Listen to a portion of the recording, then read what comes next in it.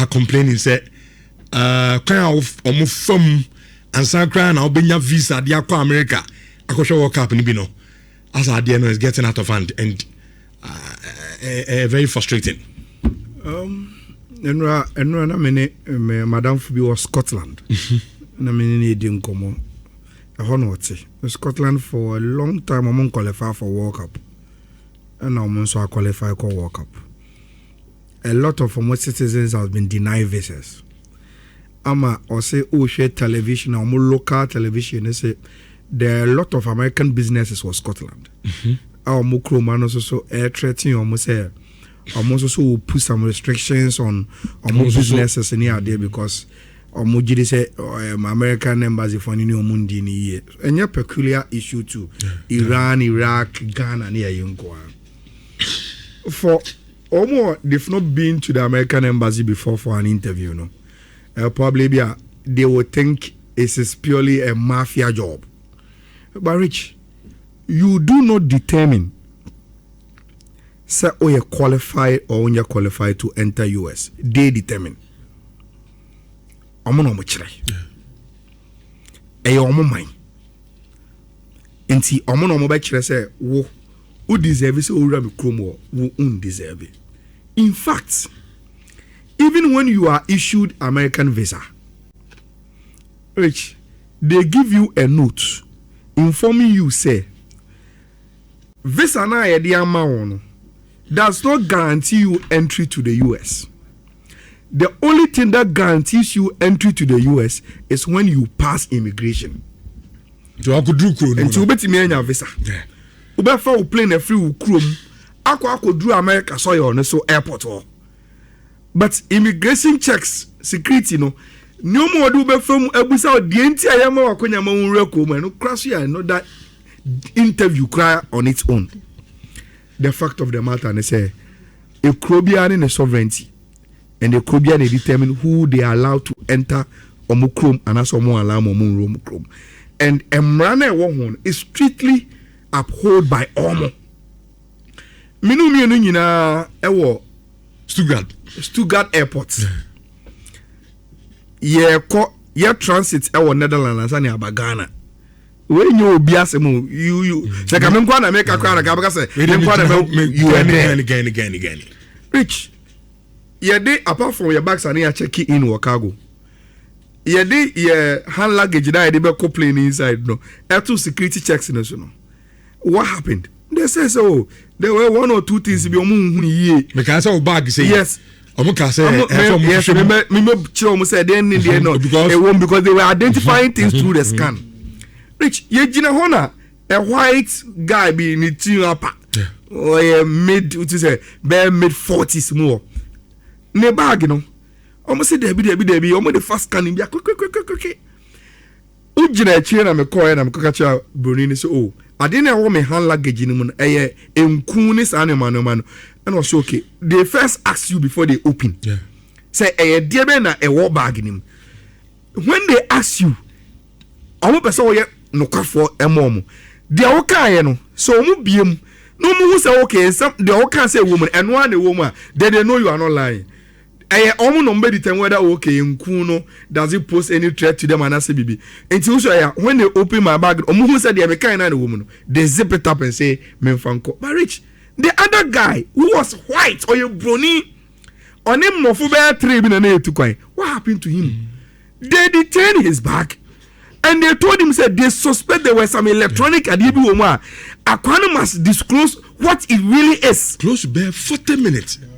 When they were doing Zando myself to be rest to do mame na pick call mame when omuye scrutiny no Rich ye gina hona no airport security policeman no omu na take you over quickly quickly the moment the police in the do you saw what the airport checks so if you can't left the bag me be say when back why do they do I was say the moment the airport police be drew on where checks you don't have to touch BBI because a bit me say you can tamper with evidence the police took over called the man interrogate him Akwan nkofo no mutu kwan. They were laughing at him. No more say no say omu huru no say.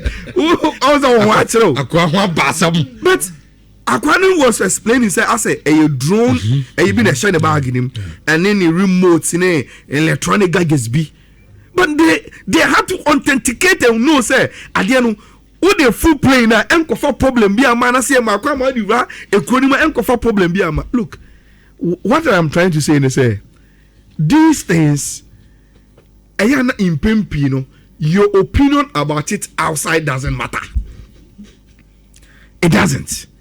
Omo munim di omo enkofo mu mo kwa mo room kro no mo mbeso mo di room no mo mbeso mo di be room. There is nothing you can do about it. Nothing you can do about it. So I will say my document be okay. Because US embassy or mama visit to there is nothing you can do about it. Right? Oh no, there is nothing. There is nothing you can do about it. Me meet here in the next 2 weeks. My call work up no. But I know, say, even though I have the visa, I was say me shisha me nyoma nyina ye, including me do immigration. I have to. I was say me nyoma ye.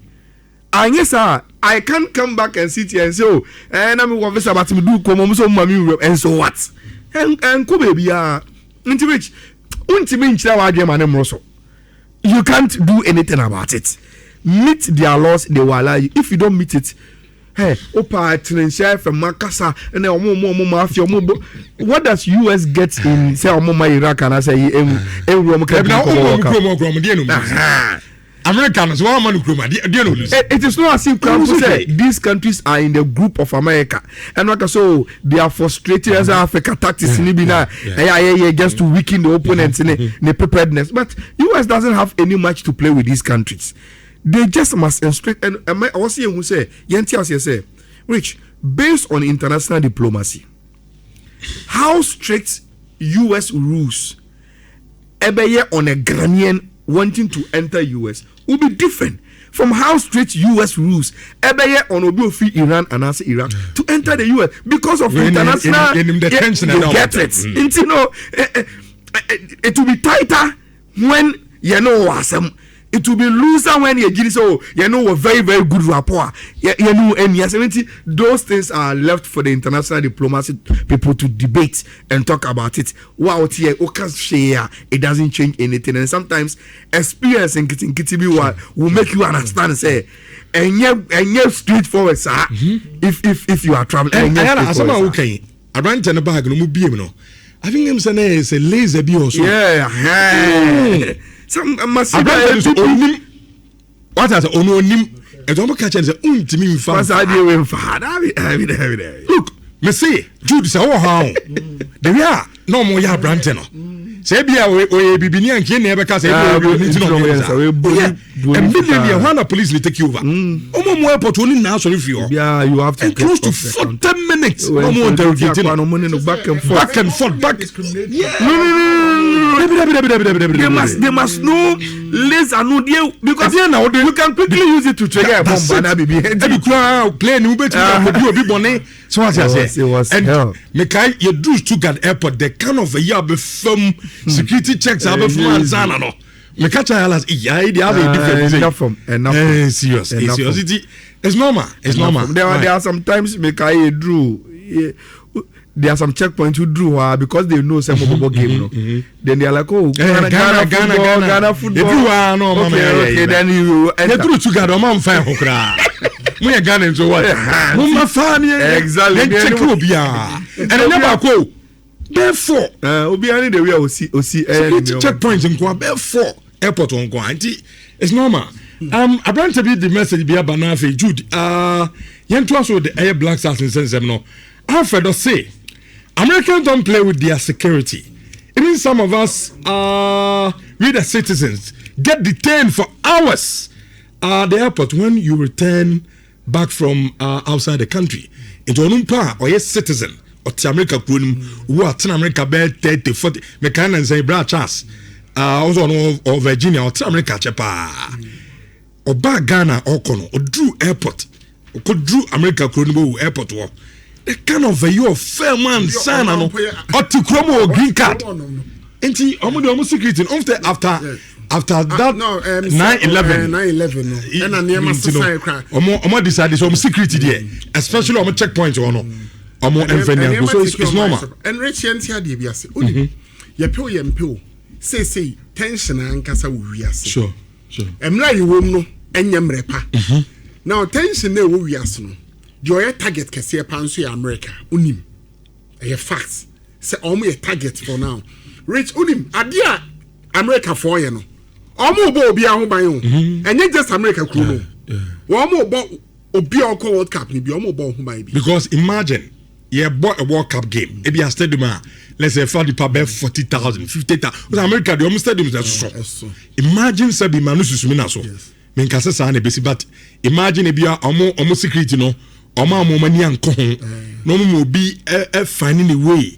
Na Sabio Sabi. Kotu bomb bibi ni adia. Imagine. Be rich one say America okra CIA or FBI. Or one more an intelligence. Before all ya de bia no onim reason tia ode. O sana Ayala Emma example be rich. Me kwa American embassy. Me kwa interview mu nyina mo ya we say me nya me visa me boa. Me nya visa. Ma kwa me ya approve me visa. And so later omo se omo mfa ma me. Munya munim say you approve me visa. Me qualify. But later no, minimum ade ohun in the checks or yeah. What's we refuse you? Rich. So only mini asem, only mini problem. But e bi o feel say ade bi o ho a anko yie. E bi am nsisa me niam bi yie. And me catch o plane say no crane me ankasa me hwe me passport no. Me hu say DS 160 no. There was a mistake. Me passport no. 19th May no. I woman no. Me DS 160 no. About 20th May. So mistake ababe. There are some disparities. Yes, there are some disparities. Me jitum say me kra na. Do what passing interview no. Me see your visa has been approved. But me farmer. Eden na betimi. Eden na betimi. But no. Betimi kra ba say me na me present is document required and you put them back for the interview. Okay. I say you people are getting it. I say you people are getting all this wrong. This is not about check issues. It's about visa denial. Why didn't they tell them some of their players won't be able to enter US before they qualified? Oh, David. Also, that's also wrong. You see, the fact that we player, what board Yama, Iraq, Iran, Ghana, whatever, wabo team na qualify no. And then just say, a drew say you World Cup now, Udu on my own, Yamebu and check you. They'll check everything. So I'm few sub box be on take care. Dear Mnani channel, they will apply it. It's not a matter of football qualifiers and a player. Now then I say Kotoko America. They be rich. And I wouldn't want to know about Arabs. Only one thing about Arabs are almost to say. Ubet me who Ayala. I know a position or a player now. That's not a better enemy. Oh, my, I think we Black Stars. A game against Honduras.